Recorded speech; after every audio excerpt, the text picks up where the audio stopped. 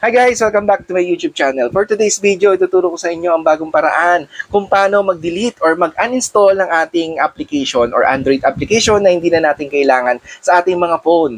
Sa mga hindi pa nakakaalam na mayroon palang tamang paraan para mag-uninstall or mag-delete ng ating Android application. So dito ipapakita ko kung paano. At syempre guys, kung di ka pa nakasubscribe sa aking YouTube channel, pindutin mo na yung subscribe button. Click mo na rin ang notification bell para updated ka sa mga future videos natin na ipapalabas. Libreng-libre lang po mag-subscribe sa aking YouTube channel. Kaya paabutin natin ng 100k subscriber bago magtapos ang 2024. So hindi ko na papatagalin, panoorin nyo hanggang dulo itong video tutorial para malaman mo ang tamang paraan kung paano mag-uninstall ng ating Android application. So watch this.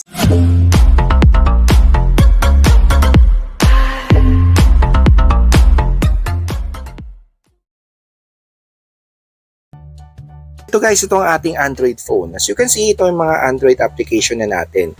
So ito yung mga dinownload natin na Android application sa ating mga phone. Ngayon, meron tayong gustong i-remove or i-delete or i-uninstall na application na hindi na natin kailangan. So paano natin gagawin yan? Ang tama guys. So ito lang no, hold lang natin to. Press hold ang ating application na i-remove or i-uninstall. Hold lang natin guys. Then lalabas itong select, remove, and uninstall. So, wag natin pipindutin itong uninstall dahil mali ito guys. Pindutin natin yung info icon. So, info icon ang ating pipindutin, lalabas ito, at hanapin natin itong storage. So, click lang natin itong storage.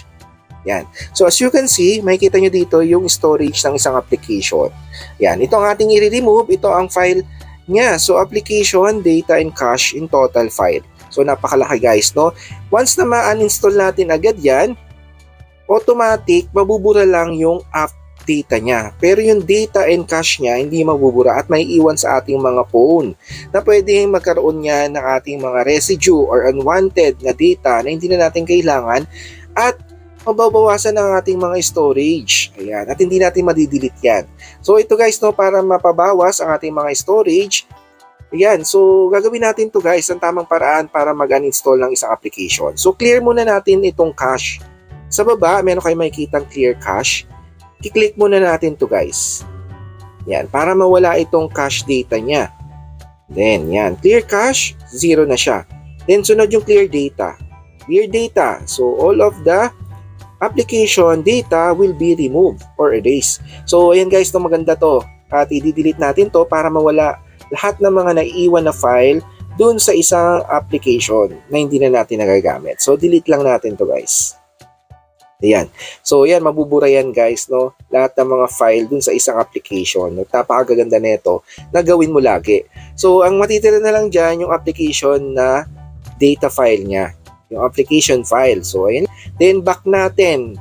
So, didelete na natin yan. So, dito time na mag-uninstall na tayo. Ito yung time na mag-uninstall na tayo, click natin tong uninstall.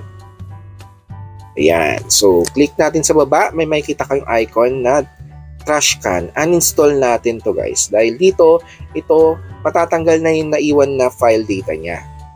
Yan, yung application data. Then, okay. Yan, automatic, matatanggal na yung icon. Lahat ng file na nakapaloob dun sa application na na-remove natin, mawawala na sa ating mga phone. So, napakaganda ito gawin sa inyong mga application na hindi na kailangan. So, ito guys, no, once makikita nyo kasi no, may uninstall, huwag nyo itong gagawin. Ayan, huwag nyo gagawin itong do you want to uninstall this app? Huwag nyo gagawin to agad dahil may iwan na data at cache file sa ating mga phone storage at nakakabagal ito. So, ang gagawin natin, info. Kiklik natin yung info. Yan. So, icon. Then, hanapin natin itong storage. Yan. Click lang natin yung storage. Then, lalabas itong storage or file ng isang application. Clear cache. Then, clear data. I-delete natin. Then, 00 na yung data and cache. Tsaka na natin siya ibaback. Then, i-delete na natin or uninstall na natin. Dun sa uninstall icon sa baba. Yan. Then, okay natin. So, ganun lang guys, no? Ganun kadali at ma-remove na ang lahat ng application data na nakapaloob sa ating mga Android phone na hindi na kailangan. Yan. So, ito ang tamang paraan at mabilis na paraan guys, no? Dati pupunta pa tayo sa settings at marami tayong pagdadaanan. Pero ito, i-hold press mo lang yung icon, pindutin mo lang yung info, nandun ka na sa storage file ng isang application na gusto mong i-remove.